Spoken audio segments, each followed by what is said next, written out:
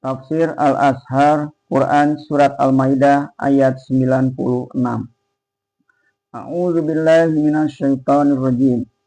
Uhilla lakum saydul bahri wa ta'amuhu mata'an lakum walisayyarati wa hurrima alaikum saydul barri madumtum huruman. Wattaqullaha allazi ilaihi tuhsyarun.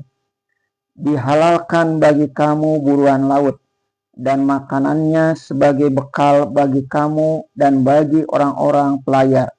Tetapi diharamkan atas kamu buruan darat selama kamu dalam ihram. Dan takwalah kepada Allah yang kepadanya lah kamu sekalian akan dikumpulkan.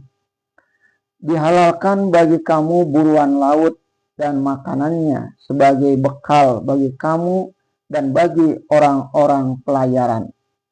Dengan ayat ini dibukalah seluas-luasnya tentang halalnya segala jenis binatang yang hidup di laut atau dalam air.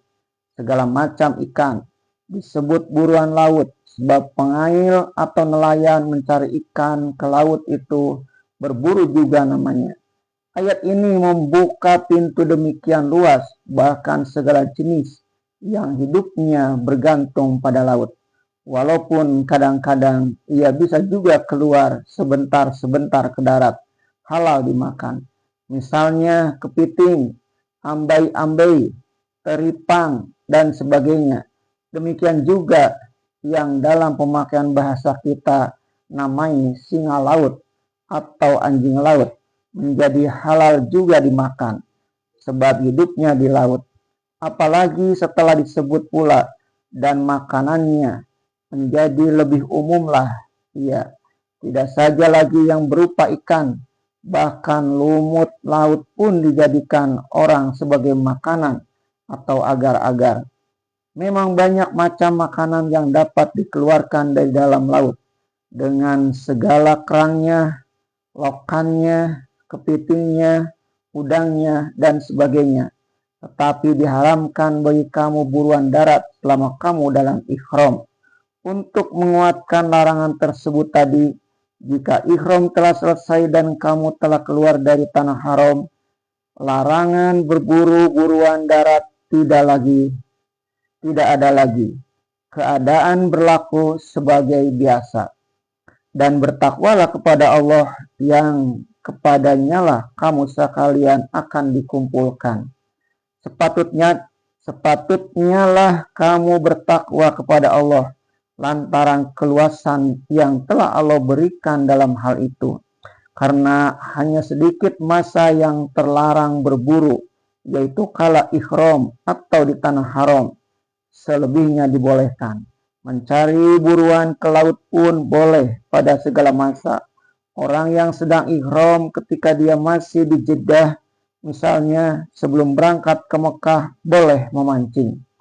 Nanti berangkat lagi dengan mobil untuk umroh ke Mekah. Jika sudah demikian, Allah memberikan kelapangan kepadamu. Tetaplah bertakwa kepada Allah dan janganlah larangannya diabaikan. Karena kamu semuanya akan dikumpulkan kelak di padang mahsyar di hadapannya untuk mempertanggungjawabkan perbuatanmu. Tidak sah lagi kalau timbul pula penelitian ulama tentang buruan-buruan laut itu. Sebagian besar ulama berpendapat bahwa binatang laut yang sebagian besar hidupnya di laut adalah halal belaka. Meskipun terkadang mereka ada juga yang bermain-main ke darat, seumpama penyu. Namun, panjang pula perbincangan tentang yang hidup di dua daerah, bisa lama di laut dan bisa lama pula di darat. Tentu ini menjadi perbincangan, sebab dalam ayat tentang hal ini tidak ditegaskan. Setengah ulama mengambil patokan bahwa yang hidup antara dua daerah itu termasuk haram dimakan. Setengahnya lagi mengatakan makruh. Yang terkenal berat ke makruh adalah Imam Malik. Oleh sebab itu tidaklah kita heran kalau menjadi perbincangan orang tentang makan katak atau kodok. Dia hidup di dua daerah, atau ada yang hidup di satu daerah saja dan ditilik pada apa yang dimakannya. Tidaklah kodok itu memakan yang kotor, seperti babi, dan tidak pula seperti singa dan anjing, terutama kodok hijau. Apakah ia termasuk bangsa ikan? Barangkali dalam soal kodok masihlah mudah diselesaikan. Namun bagaimana dengan buaya dan biawak? Kalau di samping imam-imam ikutan kita itu, kita hendak berijtihad, penulis berat persangkaan, tidak akan ada orang yang mengatakan halal dimakan. Apalagi komodo yang makan bangkai di pulau Komodo itu. Sekurang-kurangnya orang akan mengikuti ijtihad Imam Malik, yaitu makruh. Ingatlah arti makruh, yaitu dibenci, dan akan banyak yang berpendapat haram seperti Imam Syafi'i, yang memang lebih keras penjagaan beliau tentang makanan. Untuk menetapkan pikiran kita, ingatlah kembali ayat 88 di atas tadi, yaitu perintah Allah agar memakan makanan yang halal tetapi baik, halalan thayyiban. Mengenai makanan laut sebagai yang tersebut di ayat tadi telah dijelaskan oleh hadis-hadis Abu Hurairah dan keterangan dari Abu Bakar, Umar, Ibnu Abbas, Abu Ayyub, dan Jabir bin Abdullah, yang semuanya itu sahabat Rasulullah Shallallahu Alaihi Wasallam. Adapun yang dimaksud tentang makanan laut sebagai tambahan dari buruan laut tadi ialah ikan atau isi laut yang lain yang diantarkan ombak atau diangkut pasang naik ke tepi, dan setelah pasang surut ia tinggal, baik hidup maupun mati, semuanya halal dimakan.